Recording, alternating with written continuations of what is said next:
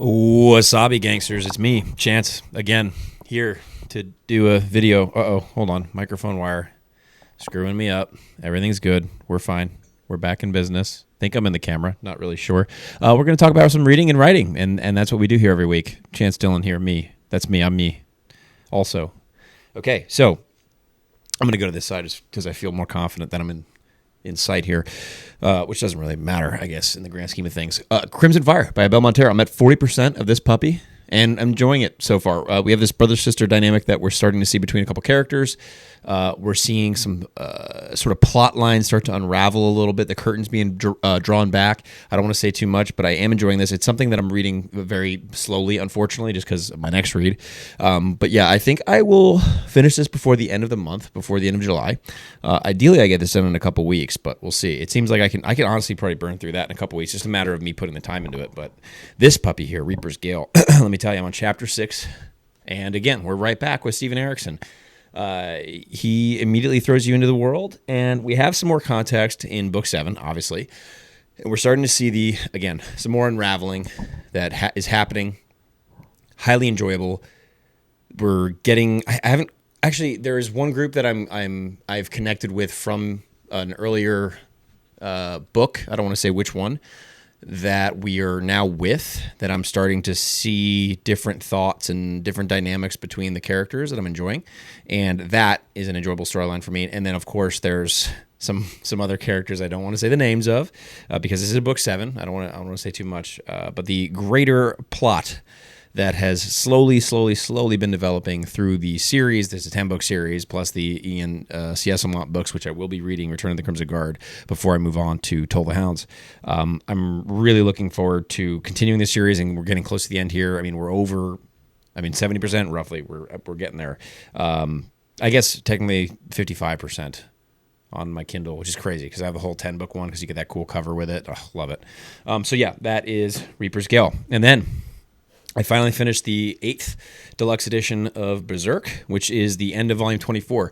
Right now we're moving to it's essentially a cliffhanger it left us off on, so I'm going to have to pick up the 9th volume, the 9th deluxe edition, to get to volume 25, because we're getting to sort of the culmination of a story arc that they've been building up to in this, I'll call it a side quest, but I think that it's going to become more important / prevalent / we're going to see it unravel a little bit more in terms of Guts' arc. It's more of an emotional dynamic development that we're starting to see for Guts and for the characters around him and this group that he's with. And then also, of course, how the greater population is seeing what we know to be the enemy. And it is absolutely insane, with the irony that's played with in Berserk. It's honestly so good. I understand the excitement around this story. Hold on, I'm going to turn the air on real quick. Don't mind me. Oh, could totally just take off your sweatshirt, Chance. Yeah, well, it's barely on. It's set to 71 degrees Fahrenheit. Don't know what that is in Celsius. So, that's it, man. That is the book update. That's the reading update. All right, we're going to get into some writing here. If you're here just for the reading, thanks so much for tuning in. I have a lot more reading stuff coming on. We got By Blood, By Salt with myself, Noel D, Tom Orange, and Jake from Nerd Level Rising. We're going to be reading that this month. I probably will pick that up as soon as I'm done with Crimson Fire. I have to do Until the Last for the Red Company to finish up our Last War trilogy read. I believe that conversation will be in August. The Will of the Many conversation between myself, Philip Chase,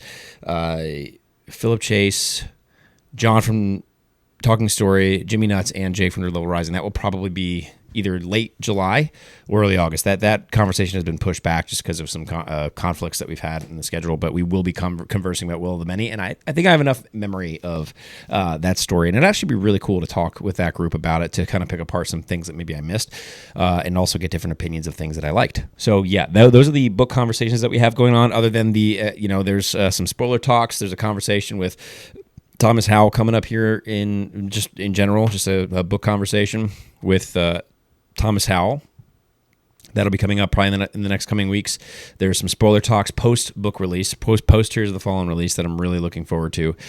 Spoiler talks with Red from Red's Reading Cafe, Zachary Shea, of course, Josh from Already Overbooked, and then I'm going to put a couple group discussions together, hopefully with some of the Red Company fellas, and the Hobby Vomit crew, Matt and Ian. I will have a conversation with them on their channel, and also we will be doing one on mine with, I think Zachary and Red will be a part of that one. So that'll be a group one, and then separate ones that I'll be having with everybody, which I'm really looking forward to.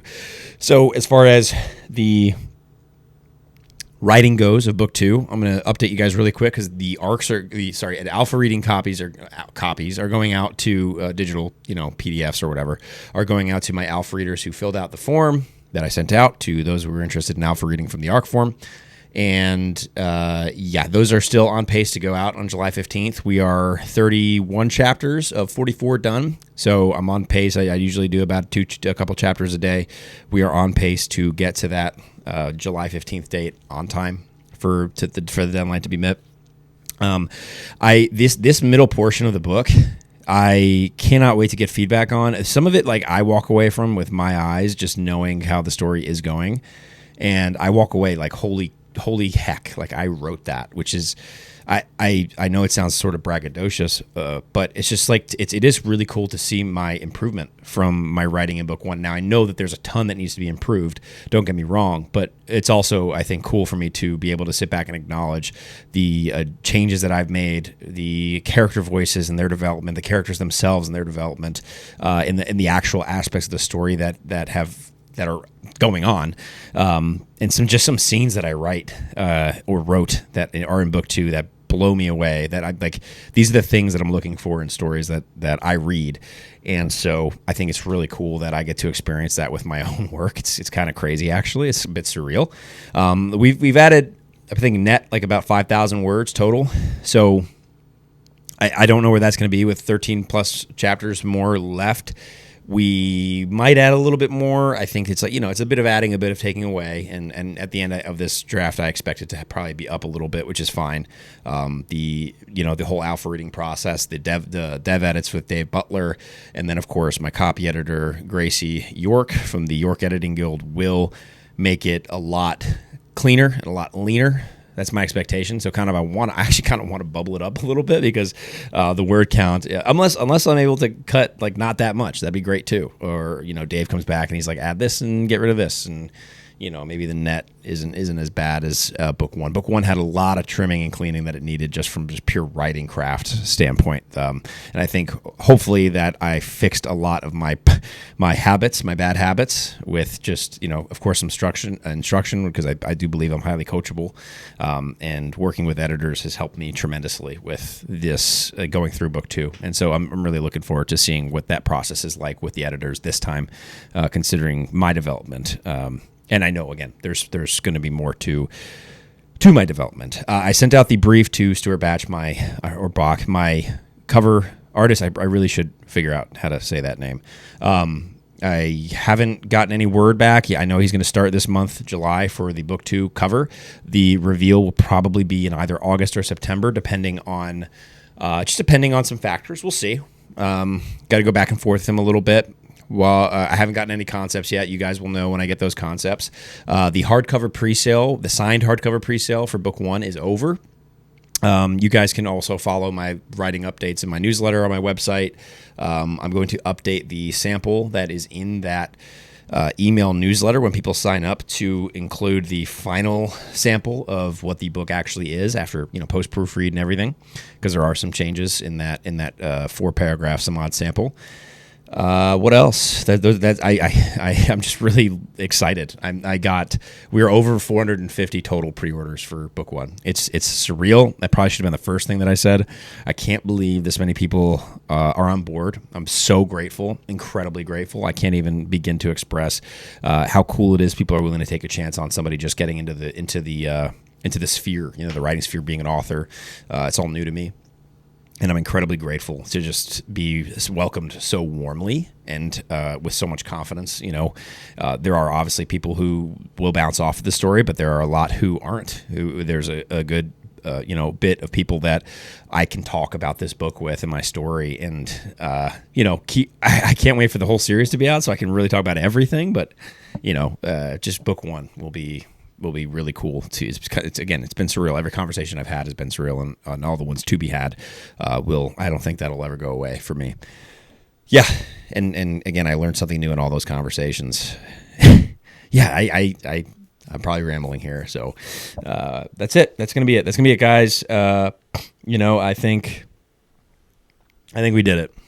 I'm trying to think if there's anything else I'm forgetting. Oh, the hardcover is available for pre-order on Amazon now.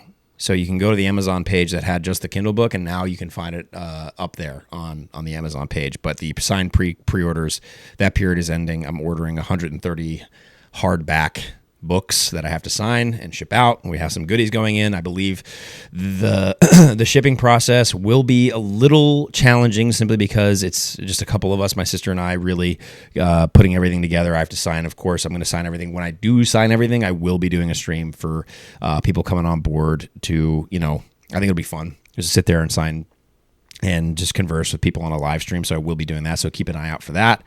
But hopefully we're getting those books out before the July 20th release day. Nothing is guaranteed, unfortunately, just with the shipping from Ingram Spark, because I have to order the books myself, and then I have to sign them, and then I have to ship them out. So hopefully the label printing process goes smoothly. Those people who ordered from overseas, there is a longer wait time. It's, I believe, 1 to 4 weeks after we ship. So unfortunately, there are people overseas who won't get the book until August, which, I mean, sucks, but in terms of how we're shipping it, apparently it's the pirate ship it guarantees the delivery to them. So I'd rather have that than pay more for a service that I've used recently that hasn't been getting to people that I'm shipping to overseas, which would bug me. But with this, going forward with a better shipping service, we're hoping to negate that and to get it to the people who order their books. It's just going to take a little bit more time, unfortunately. And again, I'm new to this, so I'm navigating it. If people have any issues or anything, hopefully I can be of help. And yeah, that's going to be it, guys. I'm going to record my giveaway video. We're still doing giveaways for the next 2 weeks, maybe 3, leading up to the exact release of what's it called? The Mercy Tears of the Fallen, the book I wrote. And I will be, giving away ARCs. So if you guys want those for your collection, it's a limited run. I believe I only have a few left, generally speaking. People have been reached out by me. There are people who are like professional reviewers who do it that of course I send to, but I want to do this giveaway, and there may be some hardcover giveaways in the future as well. Who knows? Signed hardcover giveaways. Who knows? Maybe that's a thing that exists that might happen. I don't know. You tell me. All right. Don't make it weird. We're sitting here. We're hanging out, having a good time. I got to eat dinner. You guys are making this so weird. What am I having for dinner? You want to know? Oh, also, can we acknowledge that the giveaway video I put out asking for people's favorite sandwich opened up my world for sandwiches that I should start ordering? Because it did. It's awesome. I can't believe it. I got to start taking advantage of my power more, and I'm going to start asking you guys for food recommendations, generally speaking. Having a hamburger, bacon, it's going to be really good. I know you probably don't care, but just now you know. So, great talk. All right, you guys always make it so weird. Let's see. Hopefully that. Nope, didn't cut off.